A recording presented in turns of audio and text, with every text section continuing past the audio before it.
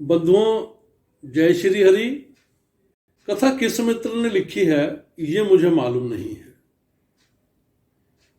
हाँ, मेरे एक मित्र ने मुझे इस कथा को सुनाया तो मुझे लगा कि क्यों ना मैं आप सबके साथ भी इसको साझा कर लूं,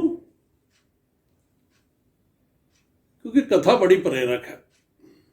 आधुनिक युग के नए रूप की नई कथा सुनने में जितनी अच्छी है उतनी ही प्रेरणादायक भी है। कथा सुनिए, फिर फैसला कीजिएगा कि क्या पाया इस कथा से। एक बार एक व्यक्ति की जेब में 2000 रुपए का एक नोट और 1 रुपए का एक सिक्का वो आपस में मिल गए। 1 रुपए का सिक्का मन ही मन बड़ा खुश कि आज तो दिन बन गया। अब मैं बाहर जाकर कह सकता हूं अपने मित्रों से कि मैं एक बार 2000 रुपए के नोट के साथ एक व्यक्ति की जेब में रहा हूं। वो सिक्का 2000 के नोट को बड़े प्यार से और सम्मान से देखे जा रहा था। कथा के भाव को समझिएगा, बहुत गहरी कथा है जिस भी मित्र ने लिखी है। बड़े गहरे मायने हैं इस कथा के। नोट ने पूछा, इतने ध्यान से तुम मुझे क्यों देखे जा रहे हो, क्या देख रहे हो मुझ में? सिक्के ने कहा, आप जैसे इतने बड़े मूल्यवान रुपए से कभी मिलना नहीं हुआ, इसलिए ऐसे देख रहा हूं। वैसे तो आप जन्म से लेकर अभी तक खूब घूमते फिरते होंगे, खूब घूम रहे होंगे, है ना? आपका मूल्य हमसे हजारों गुना ज्यादा है। आप कितने लोगों के उपयोगी रहे होंगे, शायद गिनती नहीं हो सकती। नोट ने दुखी होकर कहा, तुम जैसा सोचते हो ऐसा कभी कुछ नहीं हुआ। मेरा जीवन कोई बहुत पहले से शुरू नहीं हुआ, और जब मैं अपने जीवन के पहले ही शुरुआत में, यानी कि मैं जब बाहर आया निकलकर, तो एक उद्योगपति या यूं कहूं कि पैसे वाले व्यक्ति ने मुझे कई महीनों तक अपनी अलमारी के अंदर कैद कर लिया। अब एक दिन उसने टैक्स चोरी से बचने के लिए जब किसी को घूस दी, यानी रिश्वत दी, तो उस अधिकारी के हवाले कर दिया। मैंने सोचा चलो कैद से छूटे,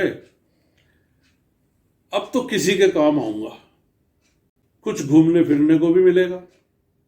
एक हाथ से दूसरे हाथ जाऊंगा, एक जेब से दूसरी जेब जाऊंगा। पर कहां भाई, कहां ऐसा हो पाया? उसने तो मुझे बैंक के लॉकर में ही कैद करके रख दिया। कई महीनों बाद उस आदमी ने मुझे उस आदमी को दे दिया जिससे उसने एक बंगला खरीदा था।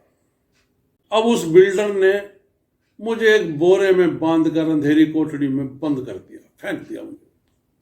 वहां तो हमारा बड़ा बुरा हाल हुआ।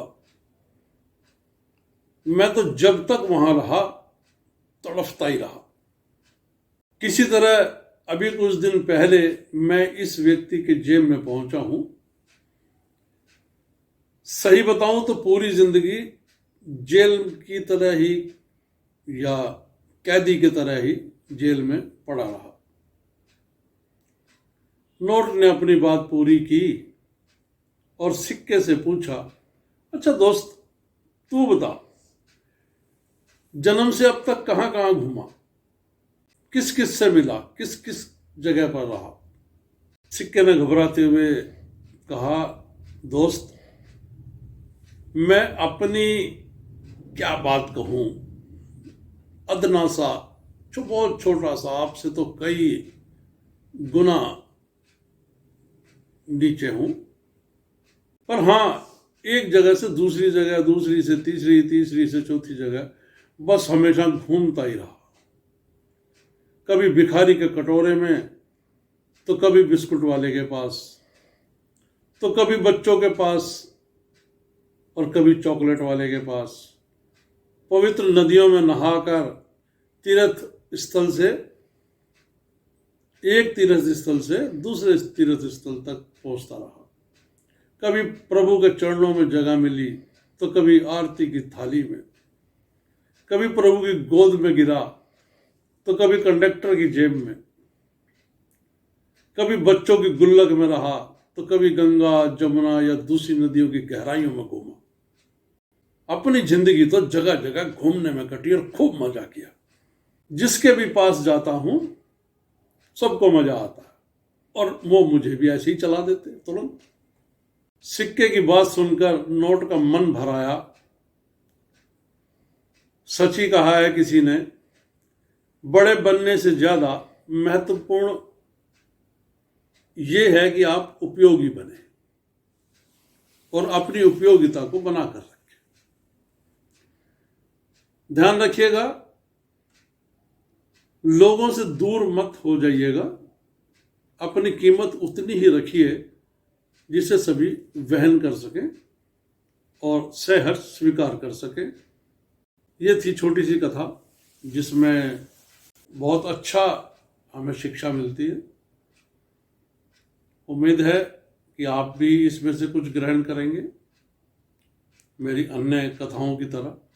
और धन्यवादी हूँ कि आपने मुझे बड़े ध्यान से सुना और आप किस निष्कर्ष पर पहुंचेंगे ये आप स्वयं जानते हैं।